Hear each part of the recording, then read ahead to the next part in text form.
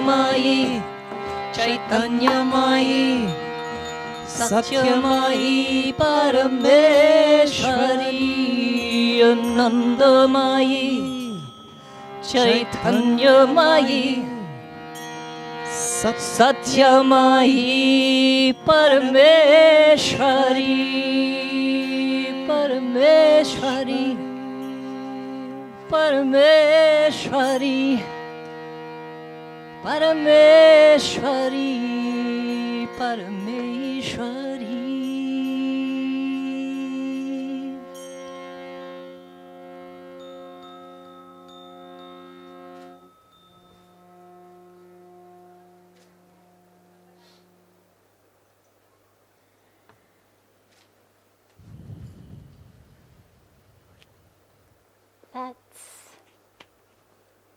Let's begin with a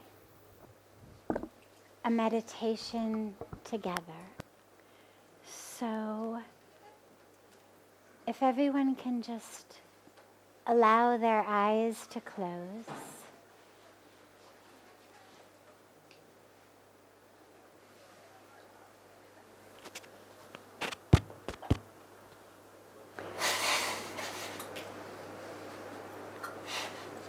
Find a position in which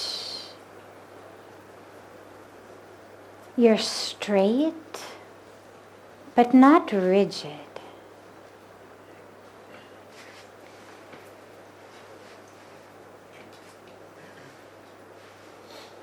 A position in which the energy, the flow of the breath, the flow of the energy of the earth and the universe can flow through us.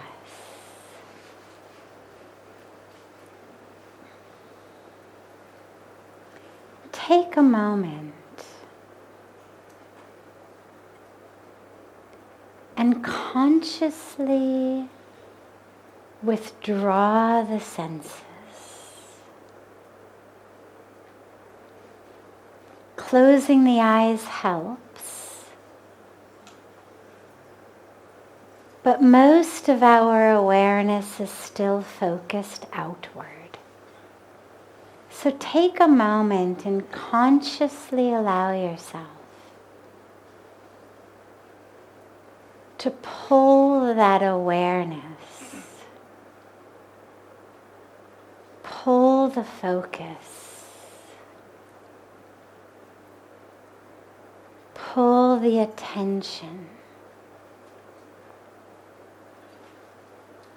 from being focused outside to being focused inside.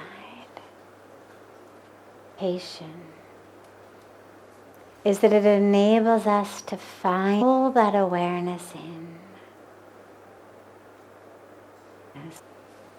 Allow all of the awareness, all of the attention to merge with the breath. We're not watching it with judgment or watching with analysis. We're actually merging with the breath. Allow the awareness,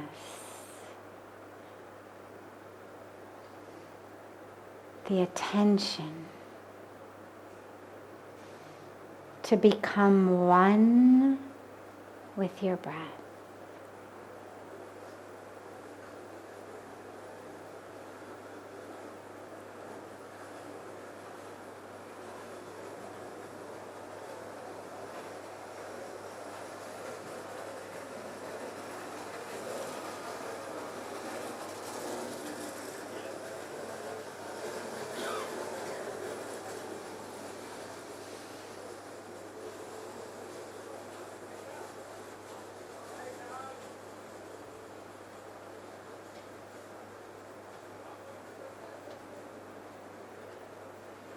Thoughts will come. Sounds in the universe will come. Sensations in the body will come. But don't allow your awareness or attention to get grabbed by them. The moment you notice you've been distracted, just bring the awareness back to the breath. Don't criticize yourself or judge yourself. But also don't allow the thought to carry your attention off. Just keep bringing it back to the breath.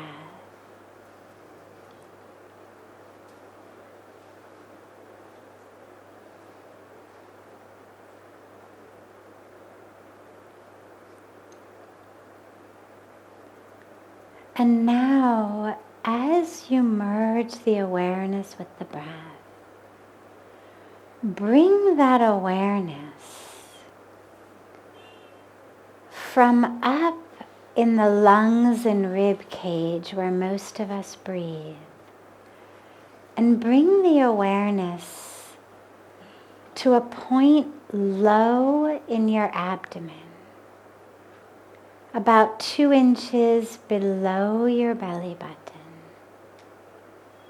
a place called the Swadisthana Chakra. It's a sacred energy center, just about 2 inches below the navel. Draw the awareness of the breath there.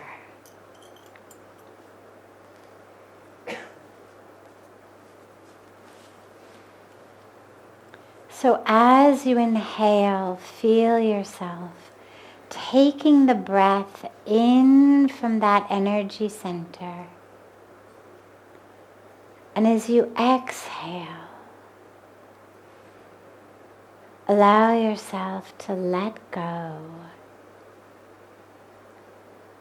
and drop into the expansive energy of that chakra.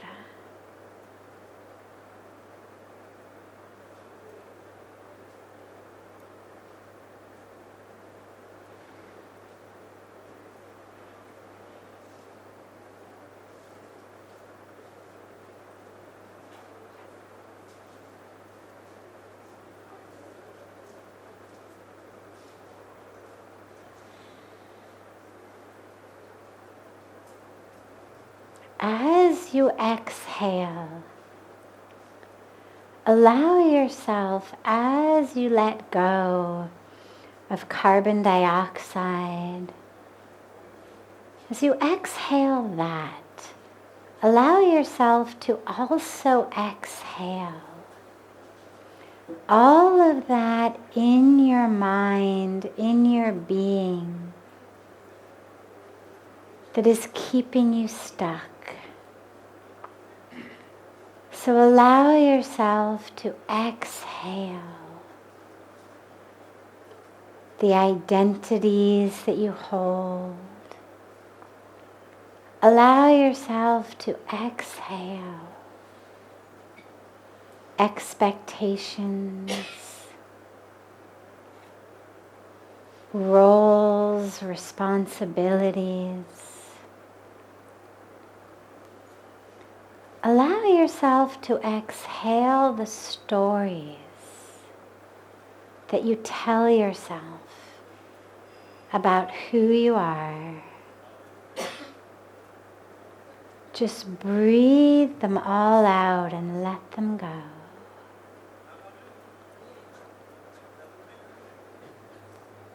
And allow yourself to sink deeper and deeper on your exhalations, down into that energy center, into that source, that core of the being.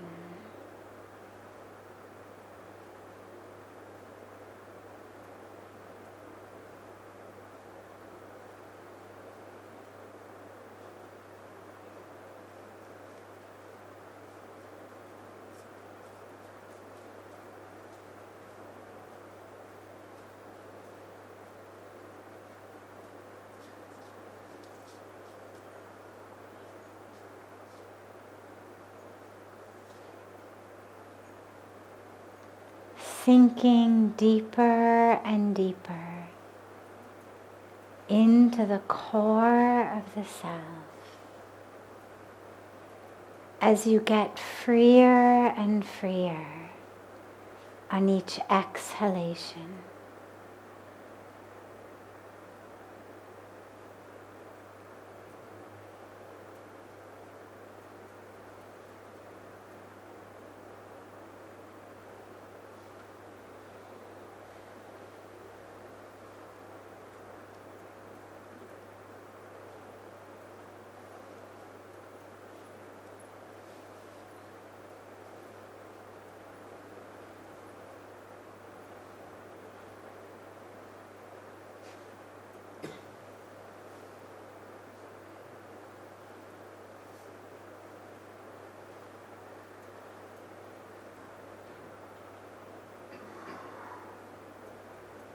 Slowly and gently, bring the palms of your hands together in Namaste at chest level and rub them gently against each other.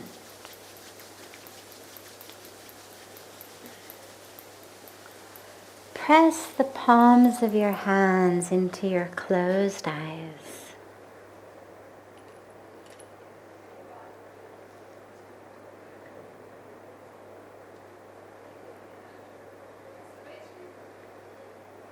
Open your eyes and drop the hands.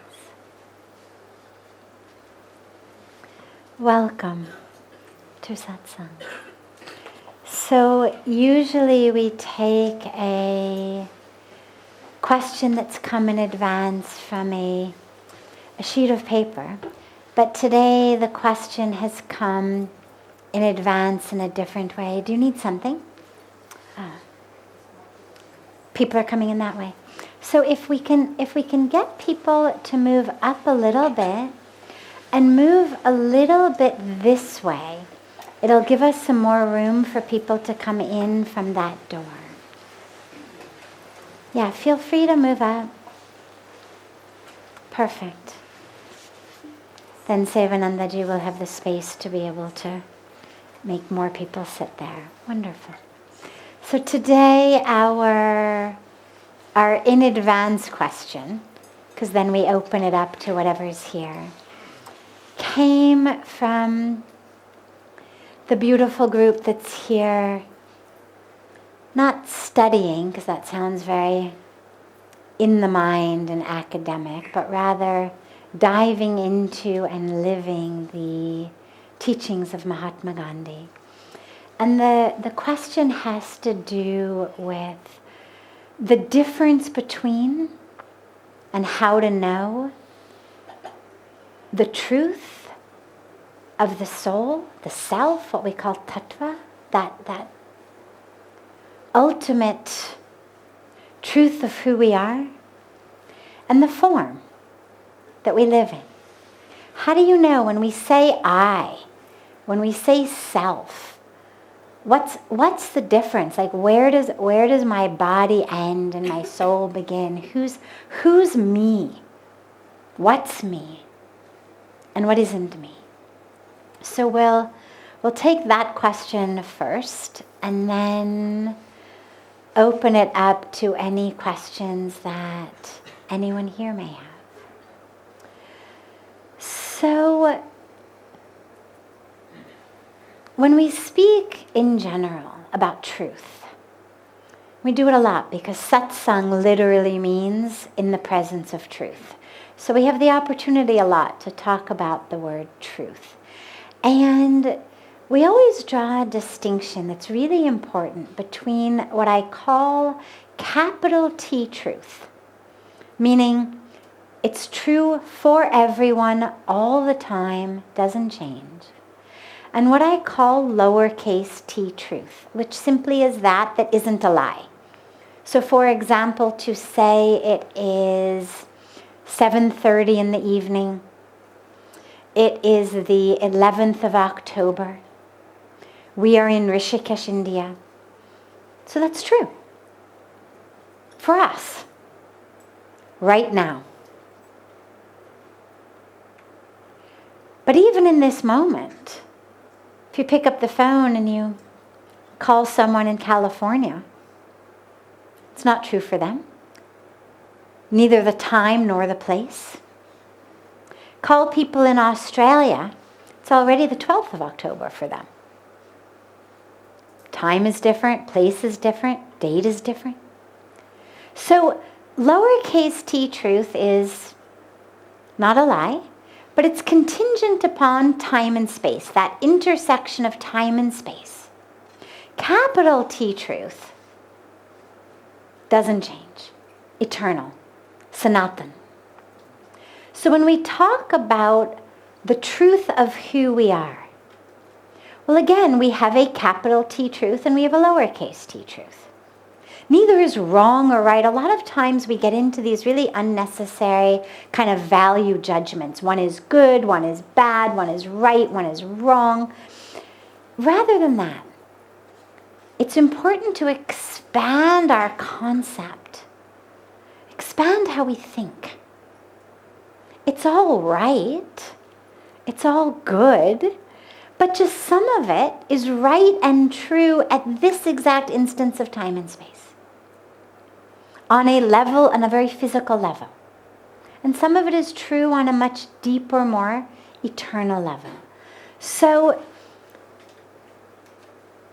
the truth of who I am, on a lowercase t truth, is, well, I'm a 48-year-old female.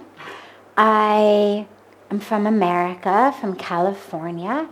So you could say that I've got the 1971 California model of this vehicle. I'm a sannyasi, renunciant. That's my role, my title, my identity on some superficial level. Okay, so that's all true. Like none of that's a lie. And yet, it's not really who I am. Because I know I'm not the body. I'm 48 right now. Come and talk to me in March, I'll be 49.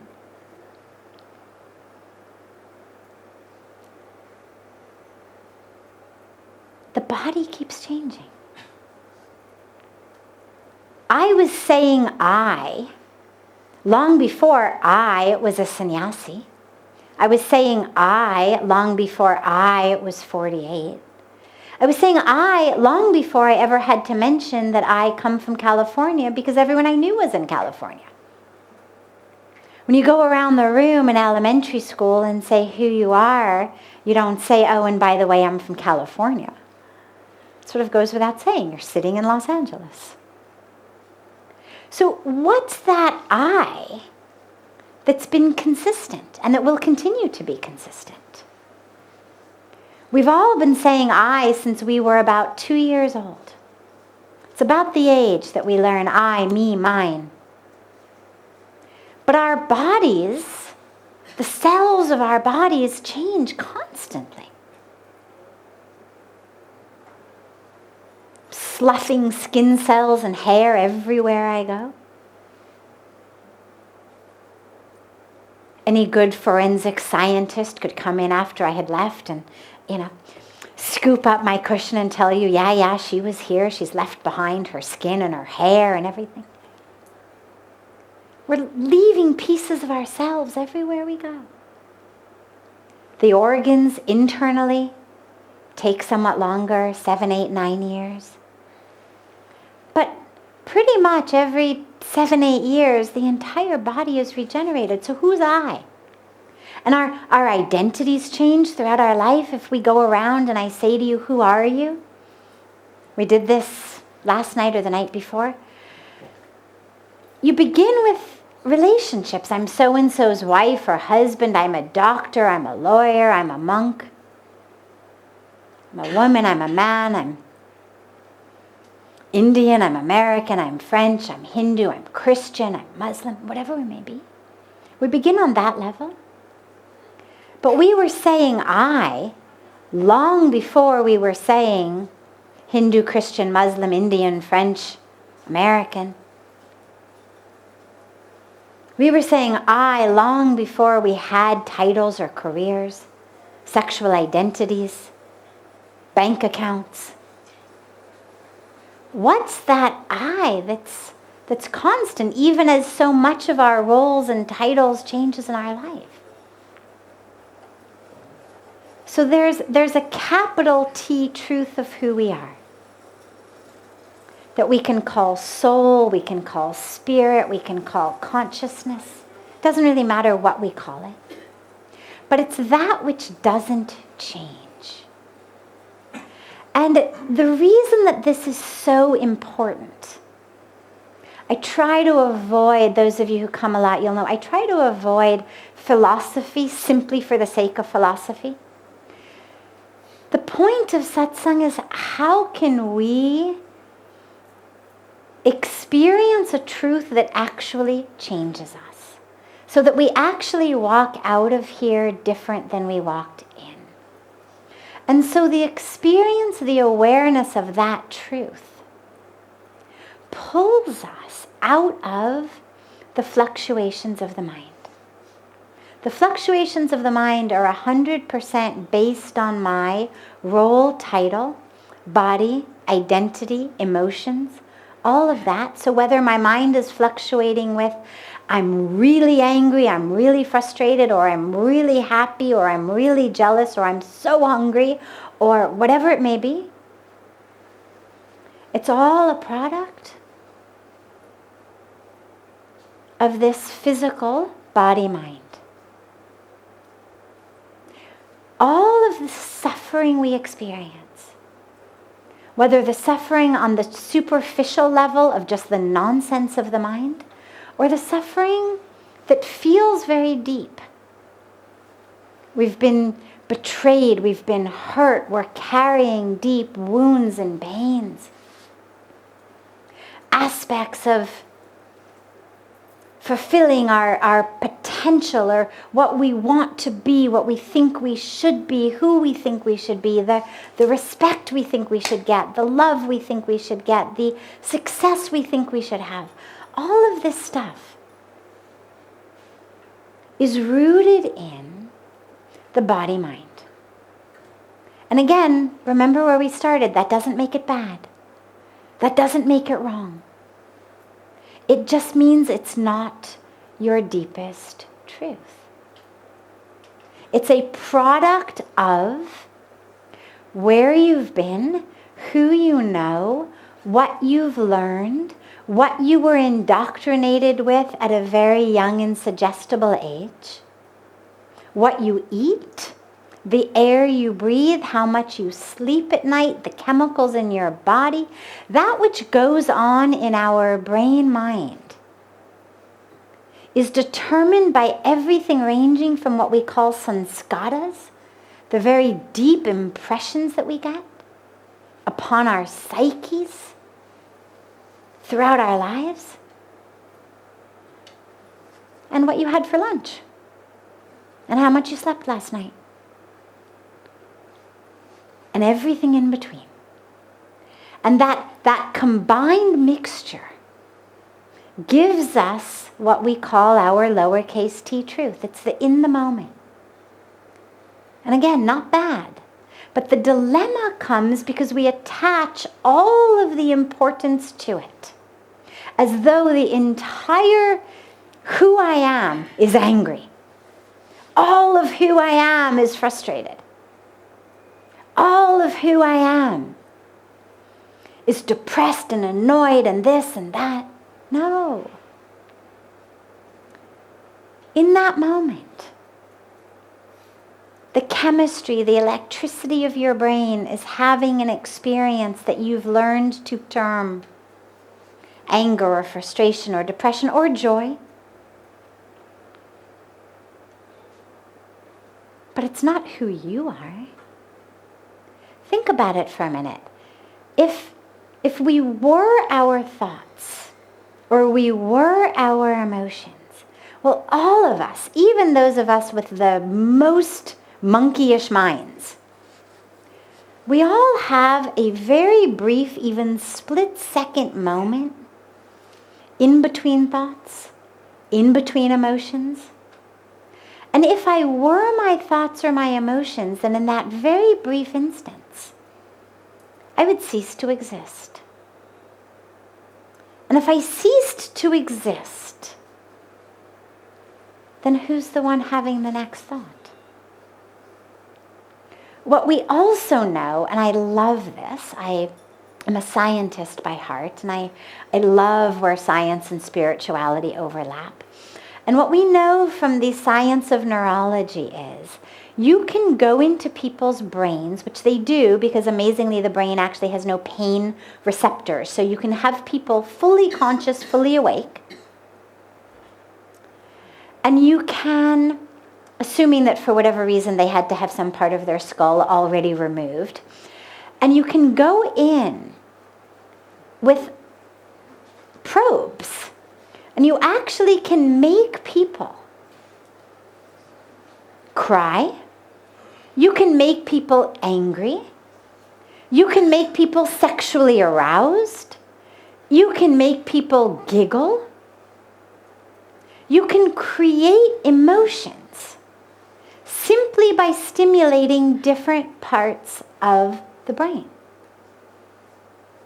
And I love this. And I love that because when you are angry, it feels really real. When you are hurt or sad or frustrated or jealous, it feels really real. And if we can just remember that actually if you were in a science lab at that moment, someone with a probe could stimulate a different part of your brain and give you an entirely different experience. And it removes a bit of the "this is me" intensity of that experience. And so if we realize that our thoughts are waves and our emotions are waves, then again, it's not about pushing them away. But it's about not attaching ourselves to them. And when they come, when they arise, we drop deeply. If you've ever swum in the ocean or sat on the beach and watched people swim in the ocean, when big waves come, when people first learn to swim in the ocean, usually kids, and the wave comes, their very first instinct is to turn around and try to run back to shore. And it never works.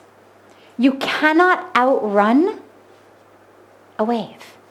And what ends up happening is you end up face down in the sand with a mouthful of sand or a mouthful of water. And what you learn very quickly is when waves come, the only way to deal with those waves, and when you watch people who really know what they're doing, wave comes, they dive down. Wave goes one way, they come up the other way. And the first time you do it, it's scary because you think, oh my God, I'm going to drown in this wave. But the minute that you do it, you realize, wow, amazingly, that wave seemed so big, so powerful, so scary on the surface. But the minute I dove down 2 feet, I'm not talking scuba diving gear. I'm talking just hold your breath for 20 seconds. 2-3 feet deep.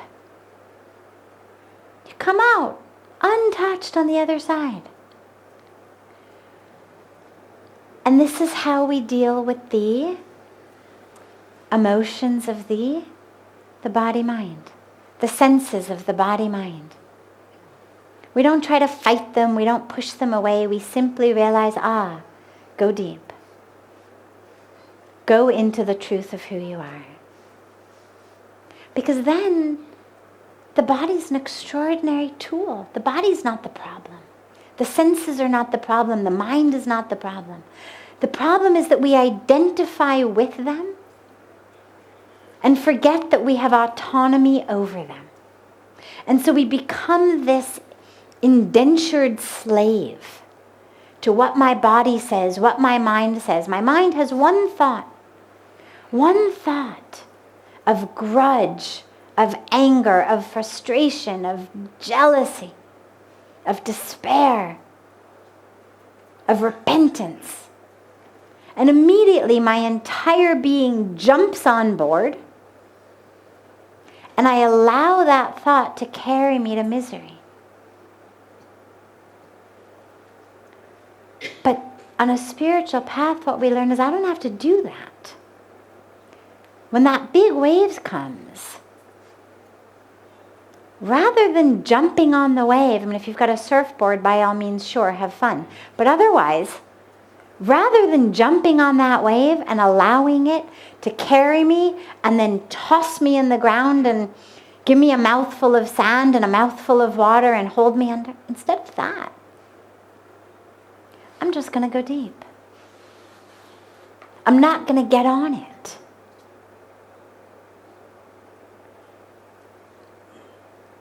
Imagine that someone comes up to you and says, guess what? I've got a first-class ticket for you. The best, most beautiful, posh, wonderful airplane or train or bus or whatever the vehicle may be. What's the first thing you're going to ask them? Ticket to where? Right? Anybody going to get on a plane or a bus or a train having no idea where it's going just because you've got a first-class ticket? And then imagine that that person who hands you the ticket says, it's going to hell. But it's a great ride. All the movies you can watch. Cushy seats, open bar. Destination, misery. Would anyone? Of course not, because we know no matter how cushy the ride, I don't have any interest in ending up at that destination. But when our thoughts come, and the thought comes that says, how dare she? How dare he? Or how dare I? That was so stupid. Or that's not fair. I hate you. When those thoughts come, look at her, look at him, look at me. These thoughts when they come, we jump on them. Now, it's not the first time we've had thoughts of self-hatred, thoughts of self-doubt. It's not the first time we've had thoughts of envy or regret or unfairness. We know where they go. We've been on that train. They're one-way tickets to misery. We know that. And yet somehow, even though every time we've gotten on that bus, we've ended up in depression, we get on it again.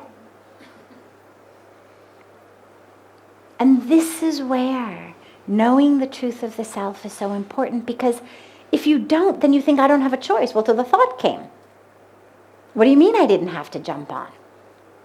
What do you mean there was an option? What do you mean there was an alternative? If you take home anything tonight, take home this. There is always an alternative. Always an alternative. You're having a thought. You're having a reaction. You're having an emotion. Some part of you thinks this is the only way it can be right now. But I promise you, there is always an alternative. But in order to have that alternative, you have to be anchored in a deeper truth. You have to be anchored, because it's not about repressing the anger or repressing the feelings. No, because then they just fester inside you. Come out as all sorts of diseases, emotional, physical. But it's about realizing I'm not that. It's like if somebody, came over and accidentally or purposely vomited all over my sari. Well, I would change my clothes. I wouldn't change my self-identification. I wouldn't think that I now was vomit just because someone came and threw up all over me. They ate something bad at lunch. They had a flu. Okay, they were sick, threw up on me. Doesn't mean I'm vomit. But think about how many people in our lives come up and vomit all over us. Maybe not physically, maybe not their lunch, but their own anger, their own frustration, their own issues, their own greed, their own pain. But we take it. We suddenly start to identify as it. Someone says, "You're awful." We say, "Oh God, yeah."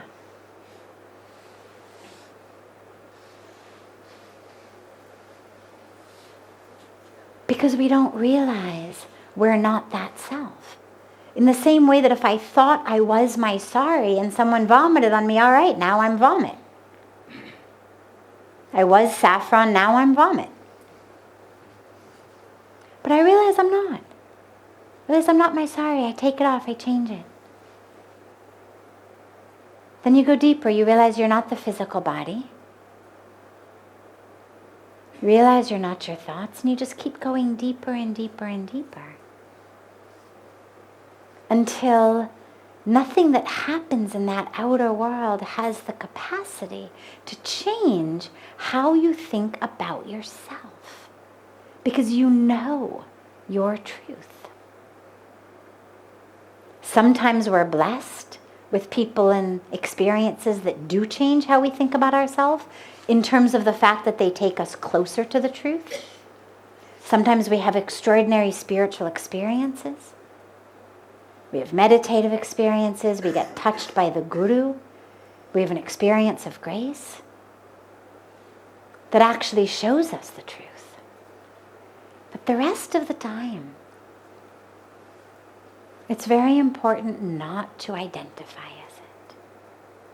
And that's where we keep going back into our truth. So we love the body. We take care of the body. We enjoy the journey, the roles, the relationships. But we don't identify as it. We let things go. Because we know it's not about us.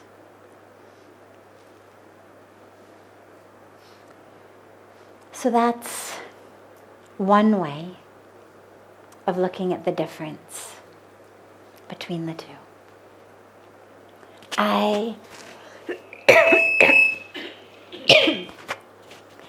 I'm happy to open it up to any other questions that anyone here may have.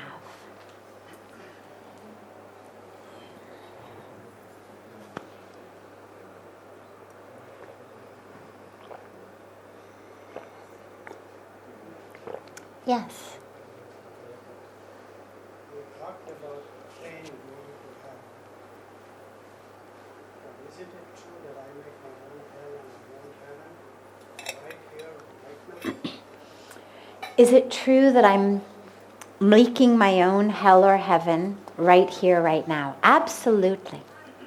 Absolutely. There's a beautiful saying that works much better in Hindi than English, but since we've got enough people who speak Hindi here, I'll give it to you in Hindi first, and then I'll give the not so poetic English translation.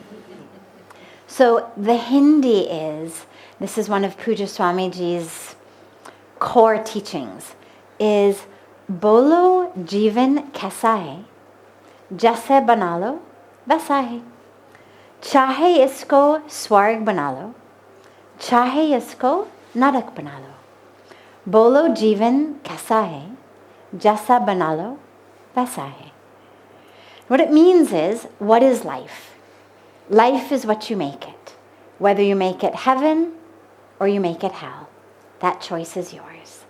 Now, it's important though to clarify this, because we are at a time right now in the spiritual world, and especially in what we refer to sometimes as the New Age spiritual world, coming out of a lot of Western traditions, in which we're learning you create your world, you create your entire existence, you create everything.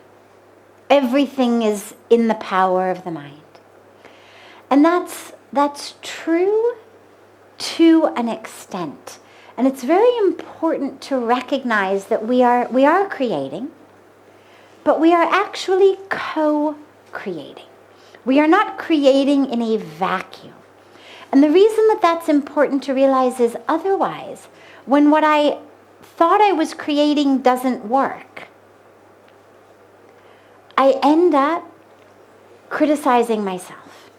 So if I've decided that what I want is to be a billionaire, and so I meditate on money, and I visualize money, and I do all the things that I'm supposed to do, and a week later, a month later, a year later, I still don't have $1 billion. Well, it's very easy then to decide that there is something wrong with my meditation or my visualization, and either it's my fault or it's the fault of whoever's meditation course or visualization course or whatever it is that I've done. We create our reality to an extent.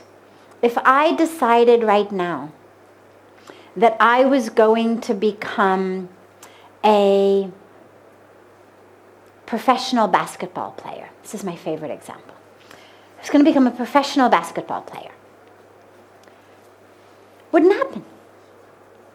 Doesn't mean that I wouldn't try, doesn't mean that I couldn't learn to play good basketball. But at 5 foot barely 3 and 48 and never having played basketball in my life, there isn't a possibility that I'm going to get good enough fast enough, because remember, you don't get to stop time while you rewind and learn how to play basketball. So as I'm learning, I'm also aging. There is no possibility that I'm going to learn to play basketball fast enough, good enough, that at any point between now and when I die, any professional basketball team is actually going to hire me. And that's okay. That's not a failure of mine in some way. But if I had decided that that was what I needed to create, that my purpose in life was to be a professional basketball player, I would spend the rest of my life miserable.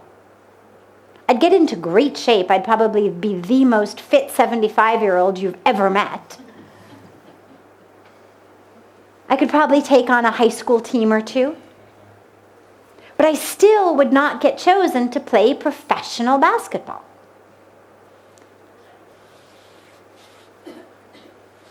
And so when we think about what we are creating, it's important to realize that we are co-creating with the laws of the universe. We're co-creating with everyone else's co-creation. So for example, if I walk into an exam and I decide I am going to get the highest grade in this entire class on the exam, well, that's a great intention to have. But the expectation that it's going to come true assumes that no one else walked into that exam with the same intention. Because if there's 200 people in my class, and even 5 of them also walked in with the intention, I'm going to get the highest grade, well, only one of us can get it, which means 4 of us walk out not having created the reality that I tried to create. And so we have to realize, yes, we are creating our own personal heaven and hell, we also are bringing hellish and heavenish experiences to people around us. Together, collectively, we have the power to absolutely create heaven on earth. I have the power to create heaven for me. Together, we have the power to create heaven on earth. But it's important to realize when we talk about this co-creation that I don't actually have the power to create someone else's heaven or hell. And this is important because my heaven or hell is based on my reaction. So if I decide I'm going to be that basketball player, I realize it doesn't work, I become miserable, I've created hell for myself. But if I decide, wow, this is so great, all right, the Lakers are never going to be interested in me, but I am getting so healthy, this is so wonderful, okay, fine. Never going to play professional basketball, but I can play with my grandkids. Look at that, my grandkids want to play basketball with me. My grandkids' friends want to play basketball with me. How fun. So two completely different ways of looking at the same situation.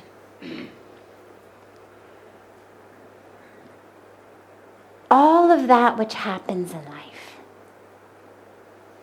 that we think we are creating, that we are attempting to create, remember you are creating it. If it is something external, you are creating it, you are co-creating it with the universe.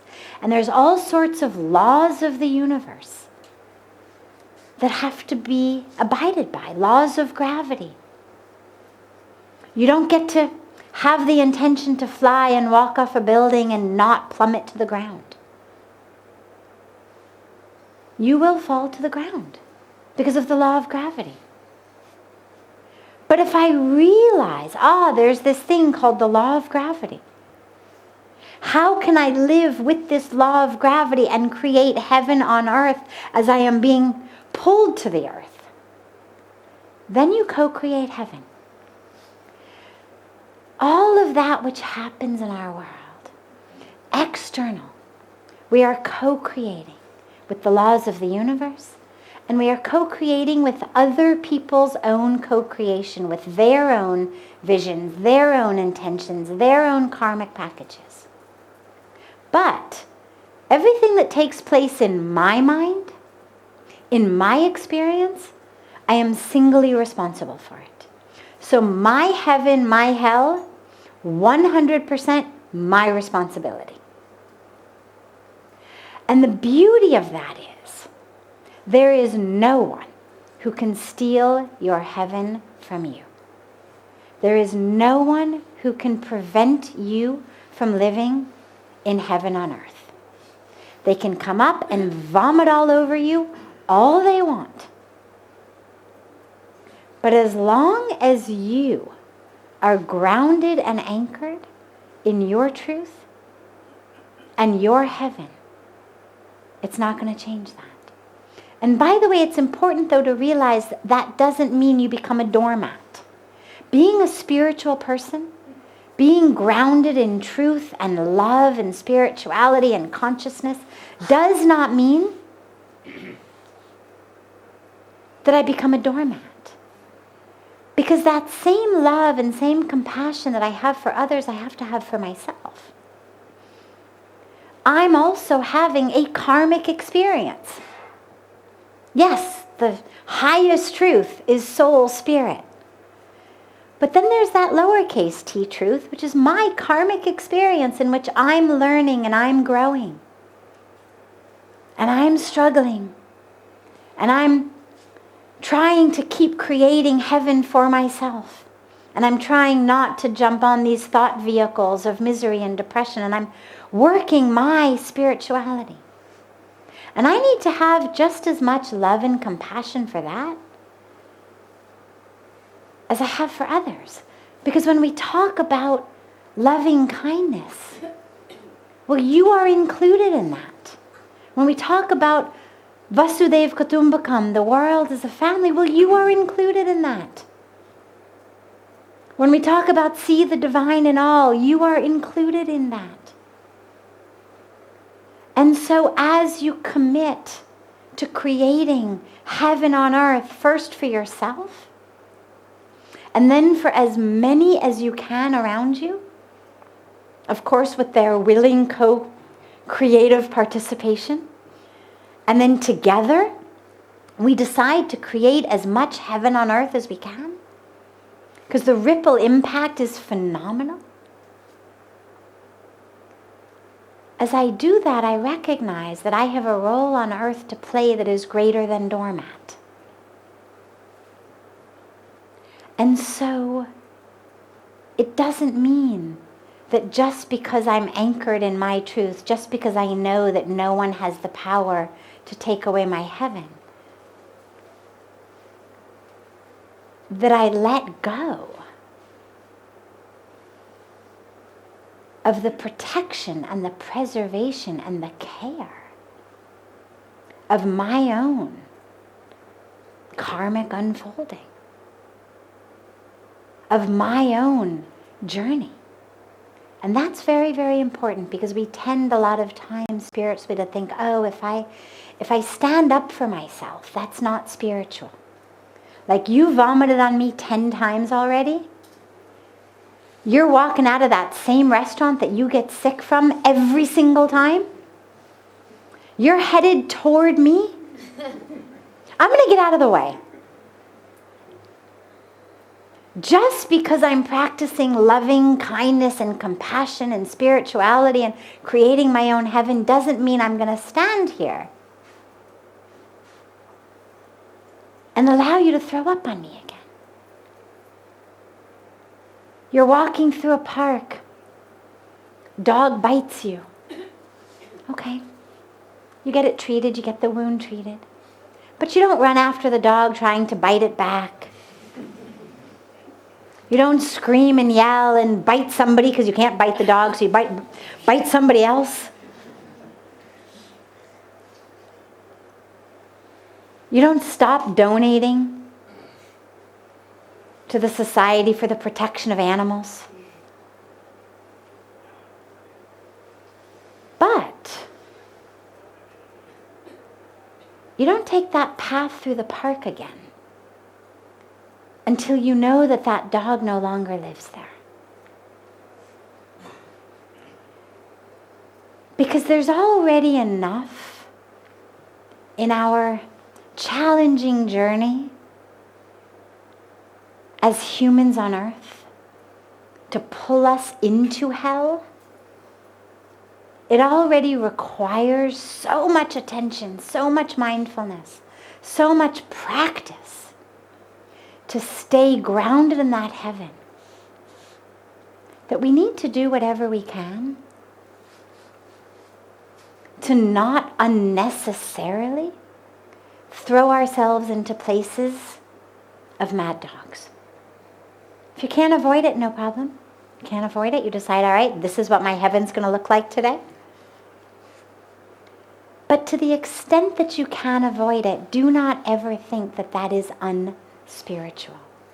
Do not ever think that the care of the self, the care of your heart, is somehow an unspiritual or a selfish practice. You can only give what you have. And so caring for that heart, that awareness, that consciousness, that inner heaven is essential, because that's what you then are going to give to the world. Have a beautiful rest of your night, and I will see you all tomorrow. If you have questions we didn't get to tonight, feel free to bring them in tomorrow.